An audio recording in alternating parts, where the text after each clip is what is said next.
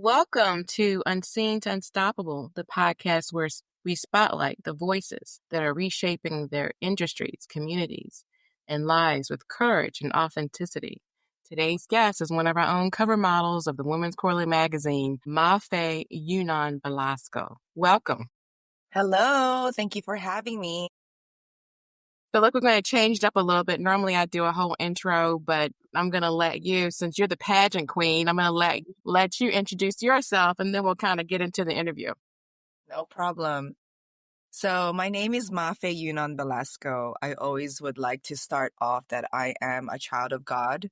First and foremost, I'm grateful for everything He has given me, all the opportunities. I am a wife to Nick Belasco and also a mom to 6 beautiful kids, Nico, Mike, Moses, Nicole, Noah, and Mello. And I have my own business, Mafae Management Consultancy, where I empower individuals and business owners to really achieve their goals and making sure that they are living their authentic life. I'm known as an authentic presence coach, and I just love serving others and making them smile.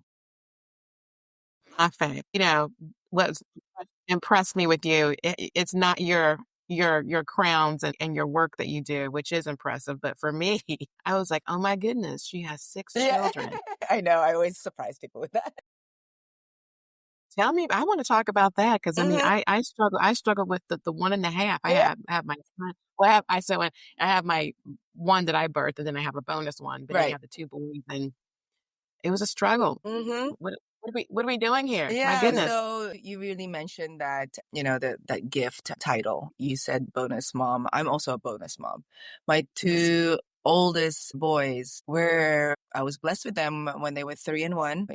Their dad was a gift to me, and I already committed to the Lord that, if this is the soulmate that you're giving me, I would love him. I will love him and everything that is part of him. And it just happens that my 2 older boys, Nico and Mike, I was able to, raise them. And then, they're young men now. They're 25 and 20, I believe. And they're doing amazing things alongside with their siblings. I had my physical eldest, Moses, at the age of 24, right after, actually, I passed on my crowns.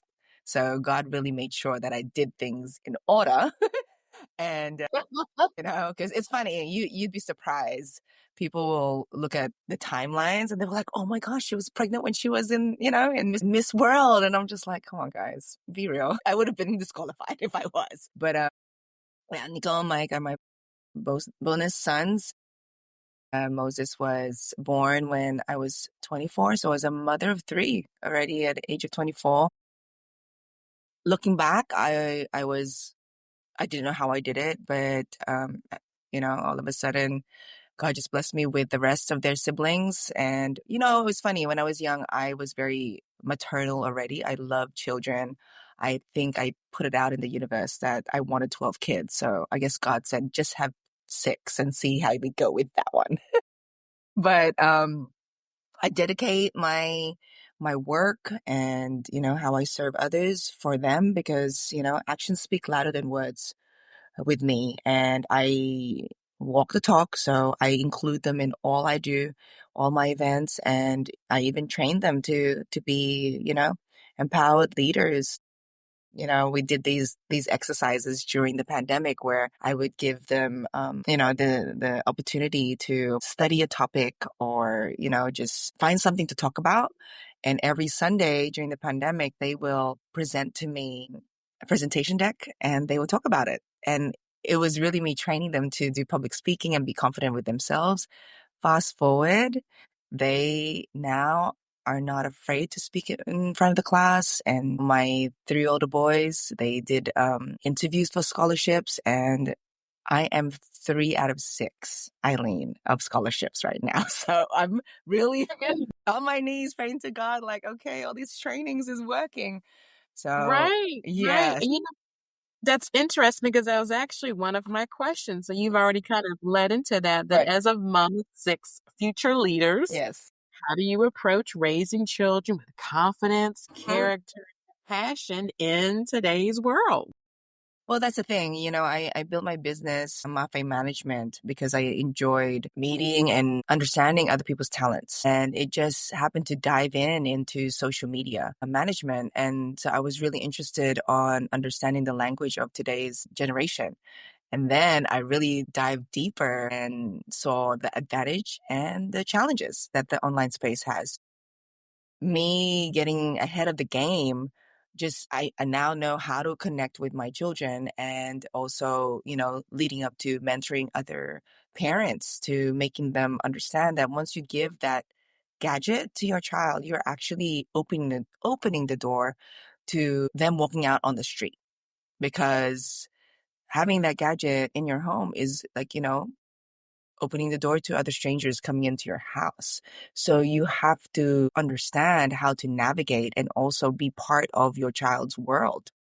Otherwise, you're going to be lost, and you're not going to know who they're going to meet online, and or certain things that they're going to see that is not relevant or not good for their age group.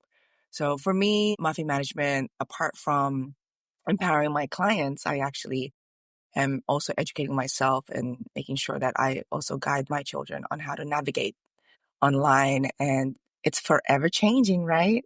Every day there's a new It is. platform. Every It day is. there's a new hashtag. Or a new threat, a new threat. Yes, exactly.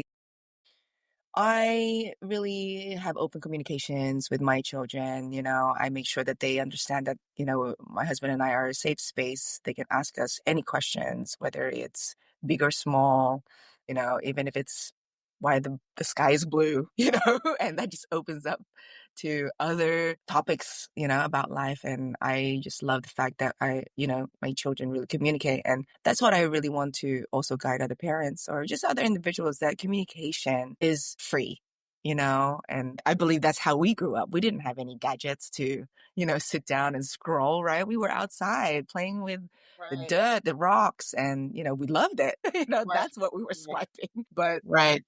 that's what I want to lead by example, because everybody's different. I know a lot of families are tired from work, and that's the easy route, is just to keep the kids quiet by, okay, allowing them to watch YouTube or allowing them just to be on the phone. But, you know, when it comes to family, I'm very, very, that's something very deep to my heart. And my parents taught me that, bond, or even Sundays are family days, having a meal together is so precious nowadays, because that's the only time that you're able to sit down and face each other and actually have a conversation. So my role is no gadgets on the table, and I want to be able to have them also have these practices with their future families, because when people stop talking, that's when you stop learning and you stop bonding, and the love is diminishing. And I don't want that from my family, and I also don't want that for other people. And speak for yourself, because you know good and well, because I'm a lot older than you are. So when I grew up, there were no gadgets. Okay. Now when you grew up, there were gadgets, Mafe. There were gadgets. Maybe Yeah, you but just they weren't a trend. You know what I mean? No one really, like, yeah, yeah, yeah. I think one of my friends still had a pager, and I was like, what is that? Why do you need that? you know? Right, right, right. So you touched on this just a little bit, but I just want to be clear for any parents listening, because for me, even though my children are grown, I have grandchildren. It's just a big deal. Oh, yes. Let's talk about some of the benefits and the challenges of being online. Let's talk about that, because I don't know, no judgment or whatever. I just Yeah. don't know how to say it. I mean, I just, with everything that's going on, I just never cease to amaze me some of the choices that parents make with their kids. Hmm. Yes. Children getting snatched up and found up dead and so forth, and things. And Yes. so for me, it's just a touchy subject. I just want to talk about just a little bit some of the benefits, challenges. Maybe somebody will hear something that you'll Right. say. Well, that's the thing, yeah, that's the reality that's happening these days, Children are their minds are raw, and they're sponges. So, just as a parent, for me, most especially, I find ways on being part of their world, because right now you cannot take them out, right? You cannot take the gadgets away. I mean, that would disservice their future, or, their language within their age groups. But the open communication, just letting them know that, hey, if you have a question and you know that what's right and wrong, of course, as parents, we're the first teachers.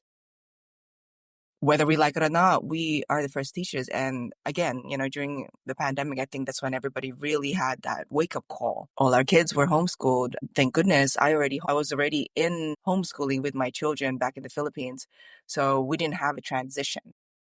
But when I was guiding other parents on how to navigate their homeschooling, I just pretty much told them, hey, breathe. Remember, they're your children first and foremost, whatever you teach them, whatever capacity that you have. Let's say, yes, we did math, we did all these crazy learnings when we were in school and we forgot about it. But just know that there's so many resources.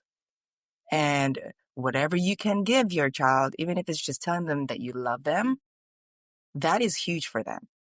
Spending time with them right now, I think we were forced to really spend time with them and be really creative. Like, even if it's just cooking a meal, that's learning. Children love creative things. They love to create things with their hands. They love to learn new things. For us also, as parents, grandparents, we also are learning. So for me, I make sure, like, even if my kids want to watch a certain thing, especially at home, it's on the TV. It's not like a gadget that they're holding, so that I can also view it, and then you can understand, okay, these are the type of YouTubers that they're watching, or this is the art, or even, those, like when they watch animals or traveling. So that opens up a conversation, and we have to also be mindful, like, okay, what is the trend? I know we sound corny when we try to talk their language, but at least they know that we're supporting them. It's all about that support, because once you stop supporting them, they will look for other people that they feel that support them. And then, yeah, you mentioned it. It leads to crisis. It leads to, really bad challenges. So it really just starts with having an open conversation. And even if it's like, okay, how was your day? What did you do? Do you want to go to the park? And let's talk about it. So yeah, I mean, for me, it's all about getting back in tune with nature, and just, how do we find that balance on also taking care of our mental health, and then also making it an importance for the kids. I want to make a comment on something that you said, and then we'll get into your career path and your Yes. journey for business. You touched about the pandemic, and it brought me back. I forgot how many parents Mm-hmm. had the attitude that it's not their job. Like, Yeah. Yeah. that's what the teachers do. That's why we put them in school. That's this. And I thought, my goodness, what in the world? Mm-hmm. Where do we? How do we get there? That we're okay with like passing our children off. Mm-hmm. Yes, I mean, yes, we send them to get an education, but we're their educators. Yes. Agree. So yeah. So thank you for sharing that part of me. I didn't want to get off track. And a lot of times, Unseen to Unstoppable is about a person's journey from where they were to where they are now, what struggles they had. But I believe in the human factor, Mm-hmm. and I just love to talk to people about other things that shape their careers and their choices and things like that. So thank you for being willing enough to share that with me. Of course. So, from pageants to public speaking and personality development, what was the moment you knew you were meant to use your voice to empower others? I think it was started really young already, with my own testimony of experiencing you know, being judged by my cover. And when I was younger, I think it just happens in the Filipino culture. We have all these gimmicks. So my mom cut my hair really short like a boy, because apparently if you do that, the hair grows up thicker. I don't know if my hair got thicker, but Well, you have nice hair. Yeah, now I Really, do. you're But there. if I share with you that picture, that's always been my starting point whenever I do my speaking engagements, and I share with everybody that at that age, and I think I was probably 6 years old. I already was wondering, like, how come the uniform lady thought I was a boy?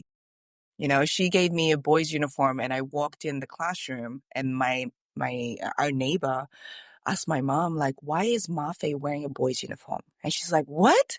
That's what the lady gave us. And then so my mom ran back like, hey, my daughter is a girl. Why did you give her? Oh, because she has short hair. I thought she was a boy, you know?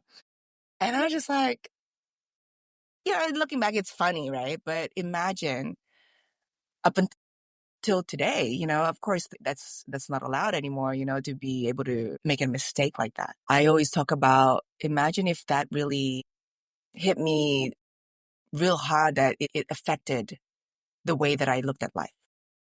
It affected the way that I would look at people because of the way I look, you know? Right. And I'm so grateful for my parents who gave me so much love, so much care, so much support that it led me to being a confident woman that I am today.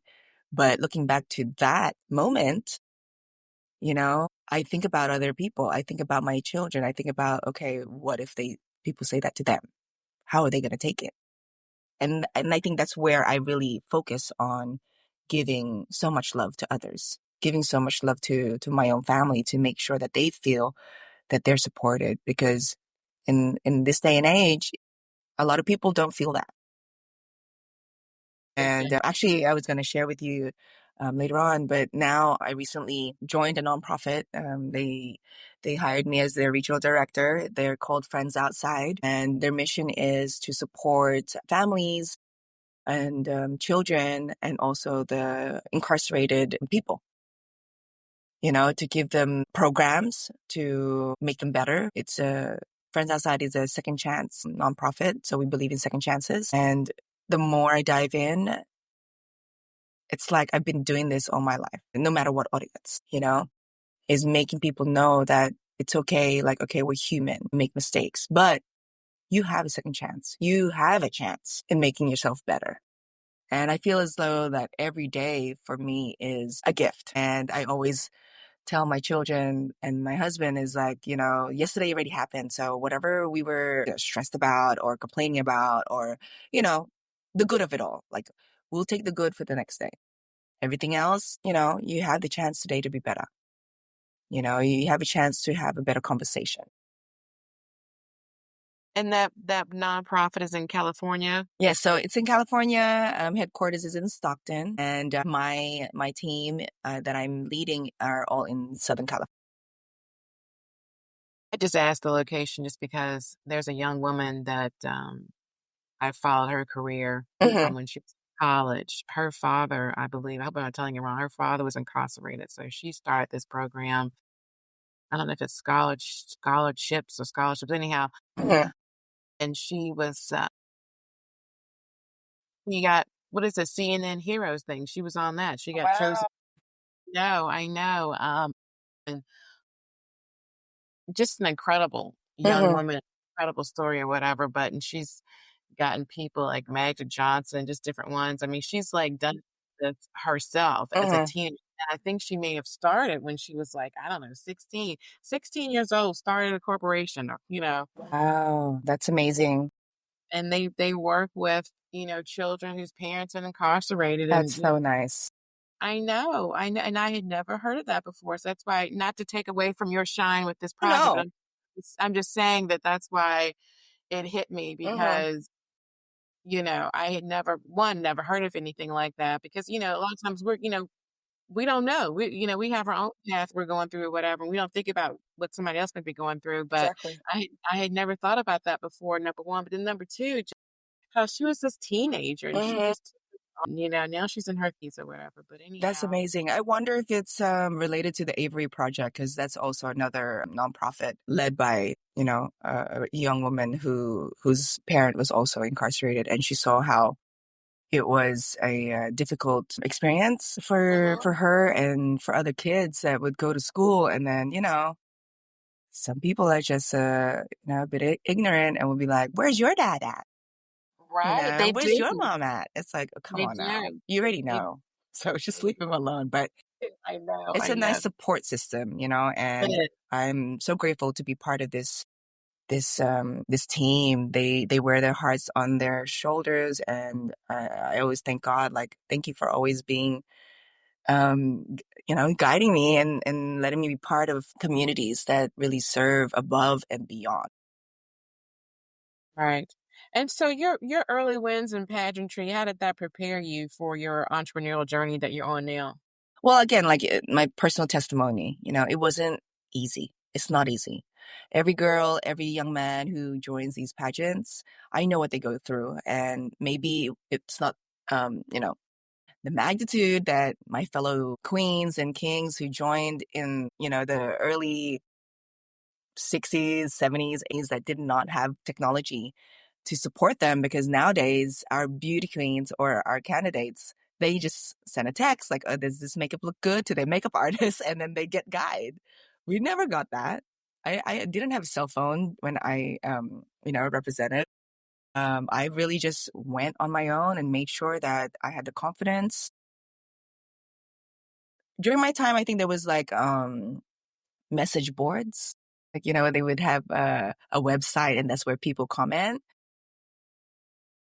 And my dad was very invested in it because, of course, I'm his little girl, and then people would talk negative about me, and he's like fighting for me on that. I would have to tell him, just stop. These are just Hmm. people that don't understand what's the um the hardships of joining a pageant. But through my experience, through even learning how to network, because like I said, there was no technology for me to utilize to promote myself, to even have like a social media presence. We didn't have that. I made sure that I spoke to every single person. Even going to China, I was able to learn beginners Mandarin. So, I had my ways of connecting to the people in China just by greeting them or even just smiling and thank you. You say sheshe and then you say, I love you. Well, I need, they're like, wow, oh my gosh, she knows how to speak our language. But it really gave me, a certain high, seeing how wearing a sash and crown can make people smile.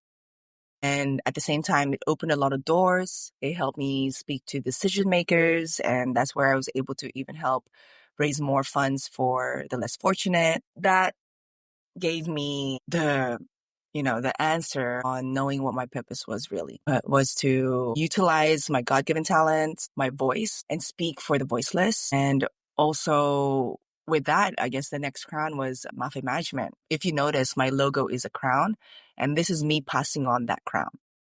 So that logo represents my experience and my learnings. And now every person that I want to serve, want to mentor, want to guide is me passing on that crown to them. Like, hey, this is your moment. You want to, inspire others. Wear that crown with pride because you deserve it. So that's my whole intention of Mafia Management, and the tagline there is the world is yours. So meaning, as Miss World, I'm also sharing with you that you have unlimited chances and opportunities in life. So I'm here with you side by side to make sure that you achieve those goals, places, and have experiences, because life is all about experiences. So that was one of my questions about your motto. I love this. The world, the world is yours. It Yes. sure is. The world is yours. So you may have said it, but just to make sure, what does that mean to you today, especially when it comes to helping others shine? I know you were talking about you're passing on that crown, which I love that. Yes.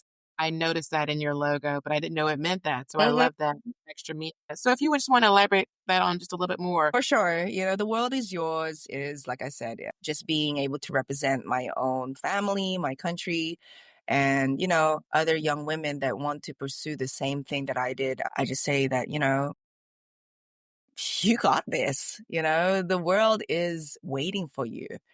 Just take it upon yourself, because you're the decision maker for yourself. Apart from, I mean, I'm God fearing. Apart from God giving you the opportunities, you also have to want it in your heart. Even just simple as waking up in the morning. Like, come on now. The world is waiting for you. Was way I'm gonna laugh. I mean, it's not, but I'm just sitting there giggling like a little school child away because it's just for me too. It's a struggle, and there's probably people Yeah. out there where it's a struggle because I mean, just the way you said it, but I mean, it is a struggle. Yes. Especially when you're dealing with depression or disappointment, it is a Yes. struggle. It's a Yes. struggle. It's a struggle. It is. And that's It's a why there's struggle. you, there's me, there's so many other people that are cheerleaders for everyone. It's a matter of just, like I said, going back to communication, just asking for help, putting your Mm-hmm. hand up, because we're Yeah, not going to know. Like I tell my children, I'm not going to know what you're thinking in your mind if you don't say it. right. Not a mind reader. Yeah, Right. exactly. The That's not a mind reader. talent that I was given. Don't you wish sometimes you had, well, you might not want it, but it's sometimes you wish you did because you're not a mind reader. You want to help people, but they don't want to tell you anything. You can't help them if they don't tell you. Exactly.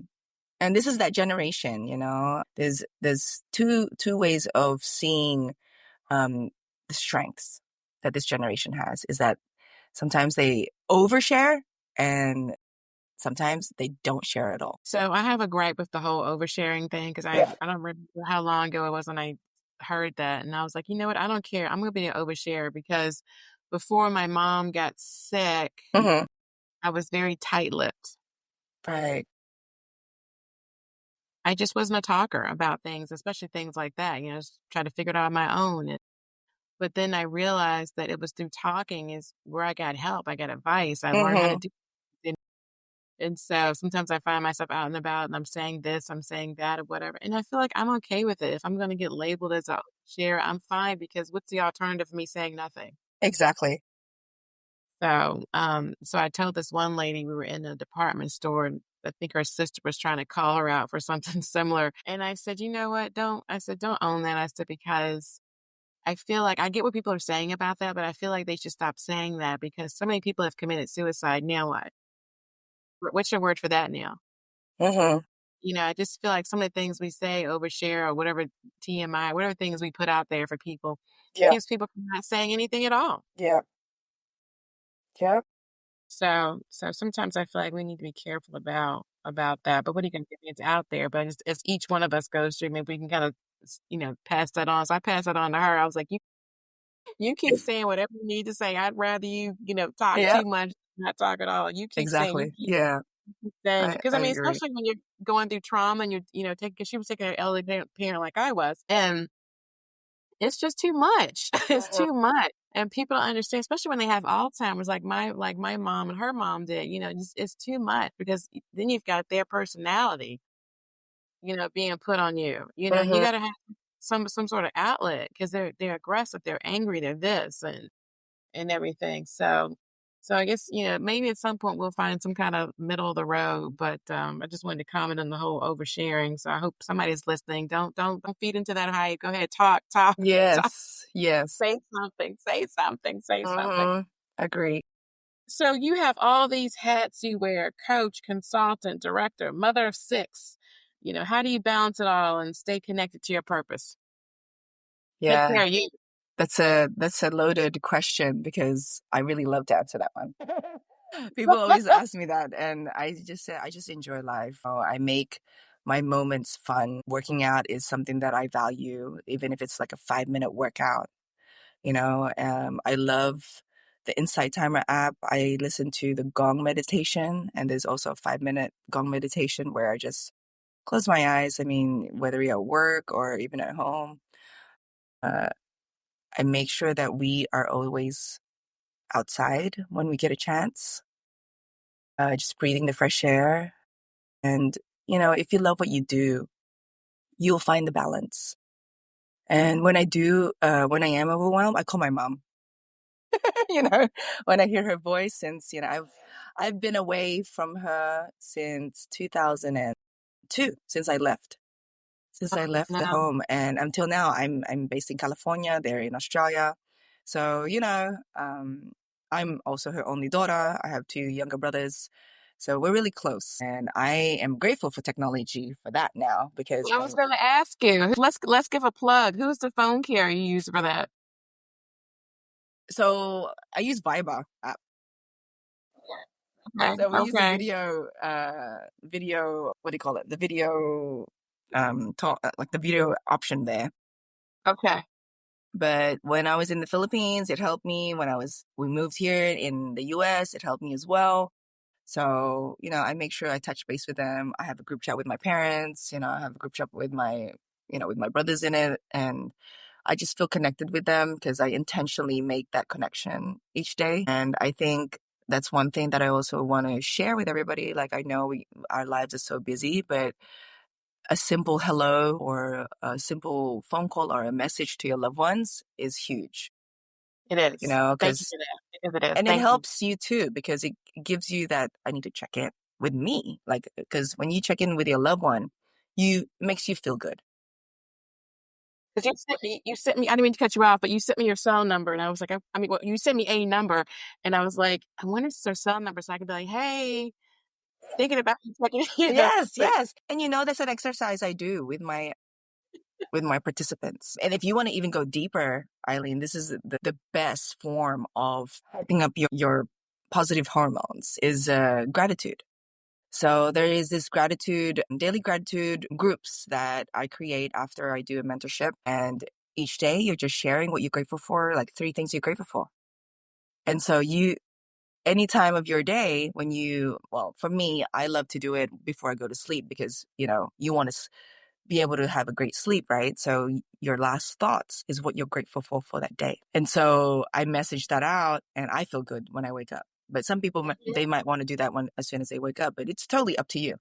I mean, if you right, just want to do it on your own and maybe journal it or even just text it to yourself or keep it on your notes, it's 3 things you're grateful for. Even if it's like as simple as, you know, coffee, sunshine, my book. right. That moment right there changes your day. And it is huge for your mental health. It is. It is. I'm always grateful for having a roof over my head. That's the Yes, one thing I'm yes, always, I'm yes. always thankful for that, and for getting up out of bed and for God, giving me the oxygen to breathe just because I have asthma. Yep. There's my three go-to, but I mean, You just did it. there's other things that happen throughout the day that I want to be grateful for too, but Right. it just, my mom was telling me about it was during the winter time and she was saying how there was where we live. Like we Mm-hmm. don't, not that I'm not putting any shade on any other country. I'm just saying, but it's right here in the United States where, I live in the States and there are people in tents during the wintertime. And I was like, huh, mom, what? Yeah. And she was like, yeah. And she was telling me where it was and everything. And it was on the news. And I thought, oh my Heavenly Father, what in the world? Mm, So, I always love asking this question, especially someone like you, where you're helping people. And so for you, you help people through image consulting and self development. Is there one transformation story that deeply impacted you as a mentor? oh yes, many. But one, But you only tell one. the one that really struck me, and just really put a real, like, I had to really step back and check myself because I was getting emotional as well. I did this fun thing before the pandemic. It was a modeling workshop. That's how I started that workshop. It's a grabber because all these young individuals, they want to be a model, and so it's really disguising it as a confidence and courage workshop. Because once I give them you know that platform, or that guidance, that hey, okay, walk down the runway. First day, as soon as they walk down, and I see how they're all shy and everything, and then throughout the 3 days, I give them guidance. I give them, people that are also inspiring to speak to them as guest speakers. And then all of a sudden, every time I tell them to walk, all of a sudden their shoulders get higher and higher, and their poise gets higher and higher. At the end of one of the guests that I had spoke, a young woman came up to me and said, grabbed my arm and said, thank you, Mafae.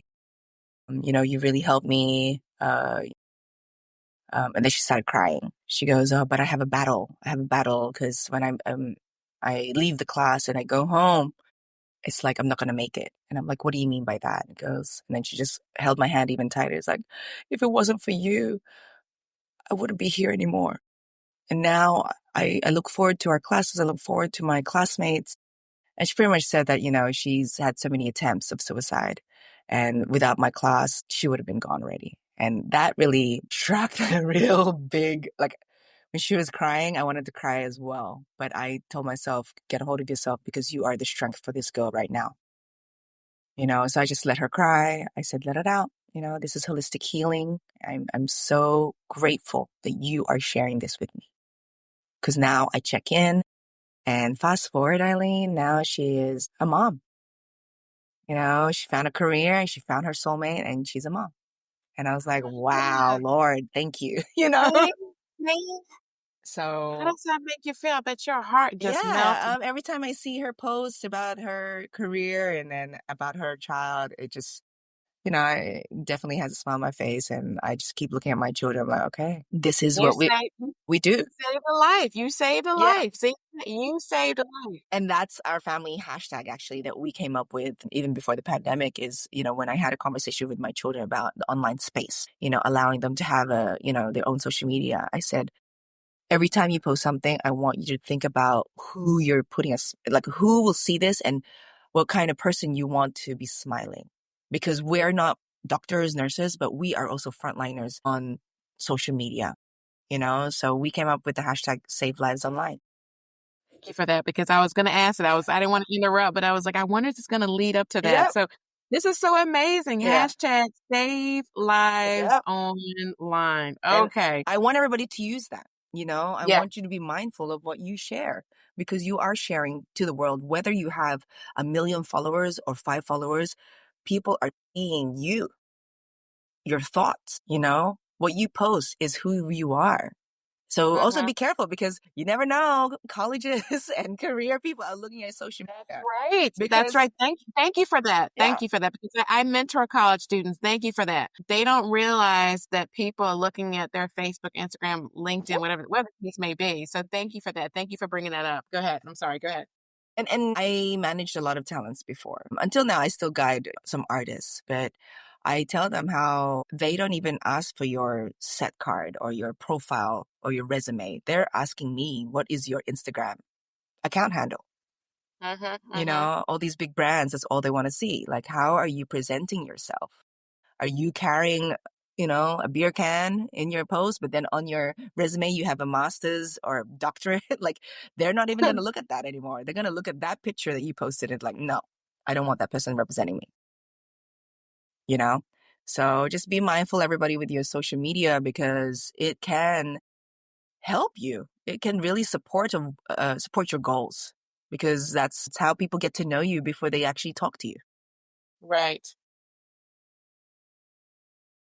There's something. So many things, right? No, because there's something that I saw. I probably can't share it here, but but I thought about you and I saw it, and I went to this women's networking group. Tiffany Reed was there. She was the mother on the Fresh Prince show. Yes. But anyway, so the PR person that arranged it, I had to pull her aside, and I was just like, because I there was somebody that wanted to collab or whatever, but their whole presence online, I thought, oh my goodness. Why, and I'm so green or whatever, but I was like, and I asked her, I was like, why would somebody want to present themselves like this? Mm. I don't want to be in connection with that, so it helped me figure out my words. Yeah. Yep. Yep. No, well, again, it goes back to oversharing, right? You just have to understand what your goals are. You could have multiple social media accounts, let's say a private one, which is just with your friends and family, and you can have a public one where it's really displaying or showcasing what you do and Mhm. who you are and why people should hire you or have you as a guest speaker or it just really depends on your goals. I think people just randomly just create accounts and think, oh yeah, there's nothing wrong with that.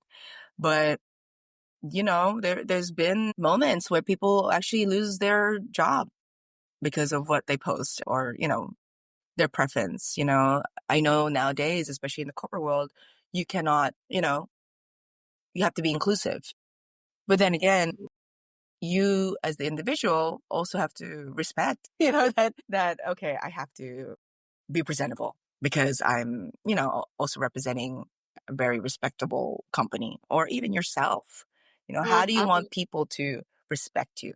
I guess is Right, the right, the right. main purpose of this topic of conversation.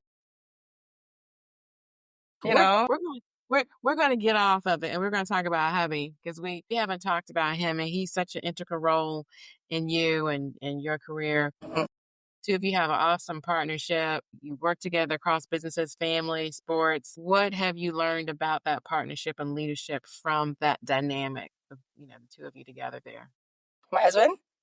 Yes, your husband. Yeah, well, he's amazing. He also has his own personal journey.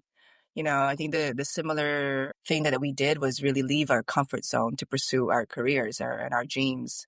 And that's what led us meeting in the Philippines, because he was born and raised in Stockton, and he just had to happen to be a tall Filipino.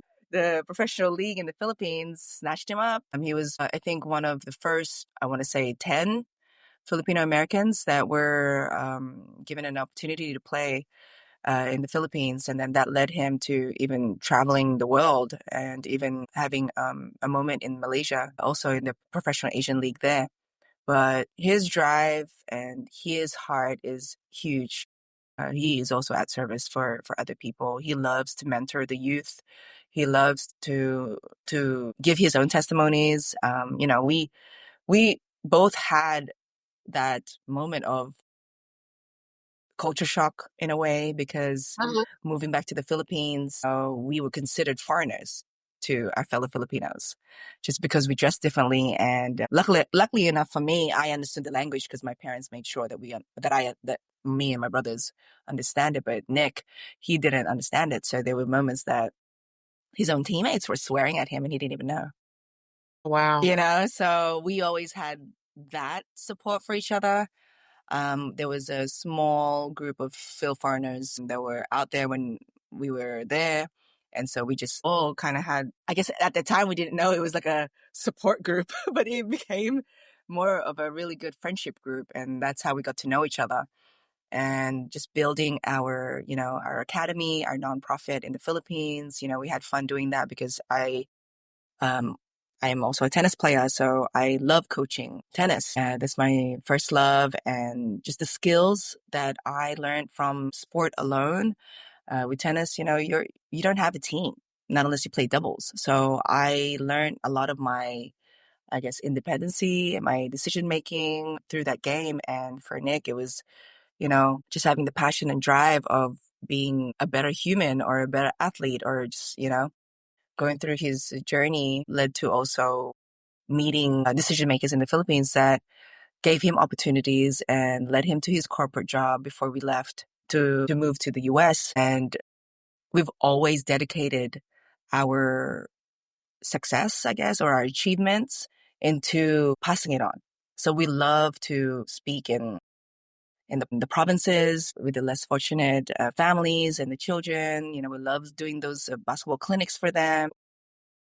And if you do visit the Philippines, you just see that people are just happy go lucky, whether they have, you know, a pair of shoes or a pair of slippers or no shoes at all.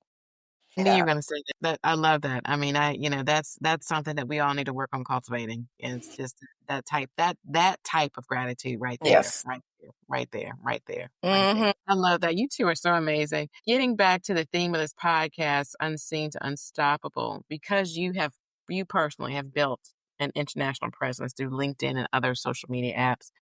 What's your advice for women looking to elevate their personal brand on a global scale?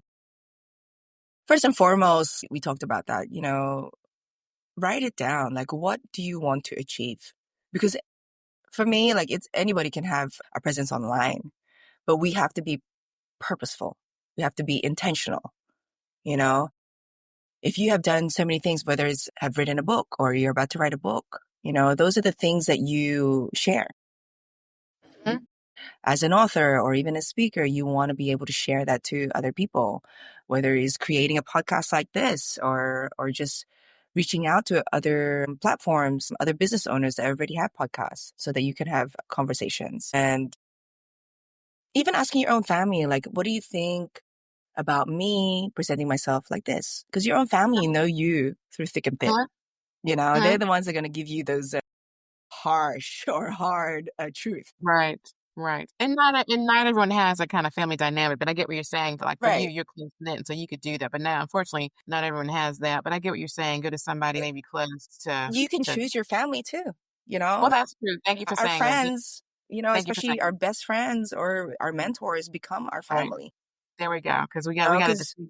you have gained that trust with each other, Right. and more, again, it goes back to communication. The more that you know about yourself from other people's perspective, then you know that, okay, yeah, I am actually doing things right this way. So now you can Hmm. go online and have, there's so many options. Like, you remember the slam books? You remember? I don't know if you remember those books that you give to your friends and they answer questions like, what's your favorite color? You know, Huh? Okay. Okay. I don't know if they recall that, but yes, I yes. think autograph books. I don't know, those Right. books. But I know what you're saying. Yeah. Whatever we call them. Yes. Yes. And they go So around.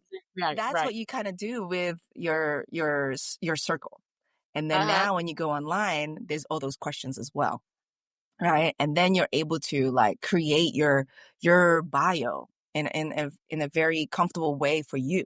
And then it's more impactful because you are representing yourself as that person.